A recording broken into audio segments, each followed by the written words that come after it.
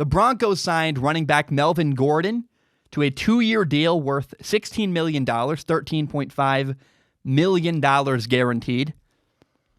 And I feel kind of bad for Melvin Gordon. It's been reported that Melvin Gordon was offered even more money at the beginning of last year when he played for the Chargers. He was holding out. He refused to go to training camp. And apparently he was offered a lot more money than he's making now. And it's kind of sad because he should have just taken the offer when he had it rather than hoping got paid more in free agency. And, man, running backs, they're just, nobody wants to pay a running back a big long-term contract. It's a sad reality that's kind of right in front of us. I feel bad. Running backs are just, their market value is not very high right now in the NFL. I feel bad for guys who believe they deserve a lot of money and work really hard and get hit a bunch, and the NFL just doesn't want to pay the money. I feel bad for those guys. But it is also their market value. I mean, I would warn anybody, if you're a kid in high school and you can play quarterback or running back, play quarterback. If by any chance you make it to the NFL, and even if you don't, I mean, look, quarterbacks have a better quality of life than running backs. It's just kind of the fact. Their bodies don't get beat up. They get a lot of the praise. They get paid more money. I mean, if my kid had the ability to play both, I'd say, hey, son, play quarterback. Your life is going to be better. You're going to have a better quality of life. I feel bad for running backs. It's unfortunate. Now, let's talk about Melvin Gordon going to the Broncos.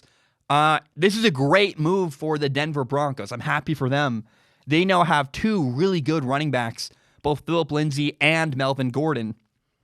And this is overwhelmingly good for the Broncos. They're going to use both heavily. Phillip Lindsay has had back-to-back 1,000-yard rushing seasons. He's still the number 1 back in my opinion. And Gordon can still help in a lot of ways. He's really good in the passing game.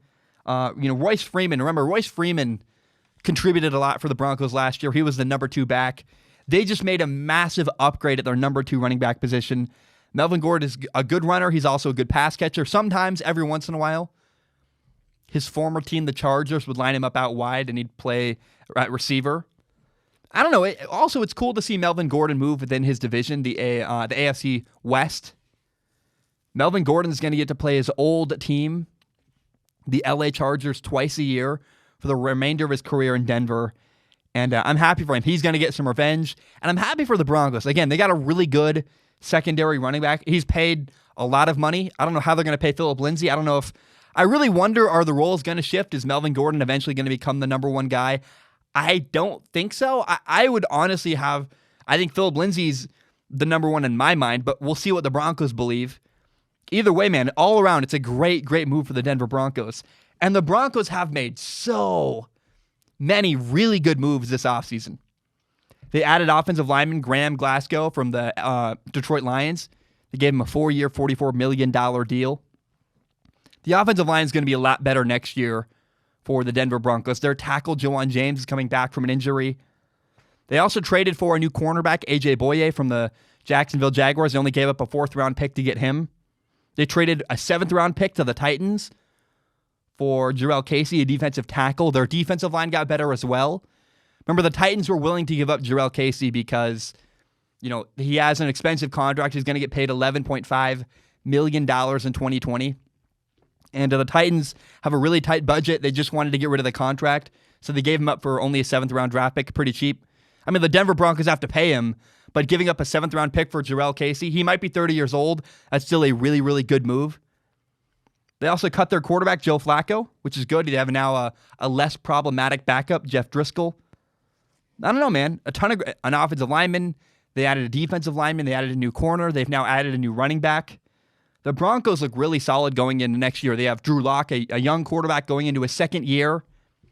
They have a new offensive coordinator, Pat Shurmur. I am so excited to watch the Denver Broncos this year. They're making a lot of progress as a franchise. They really upgraded their team all around in free agency. And, man, I'm just happy and excited to watch the Denver Broncos next year. It's going to be fun. They're a franchise on the rise, and I hope people take notice because they are probably the 2nd-best team right now in their division, the AFC West. And the battle for 2nd in that division behind the Chiefs is going to be really, really fascinating this year in 2020.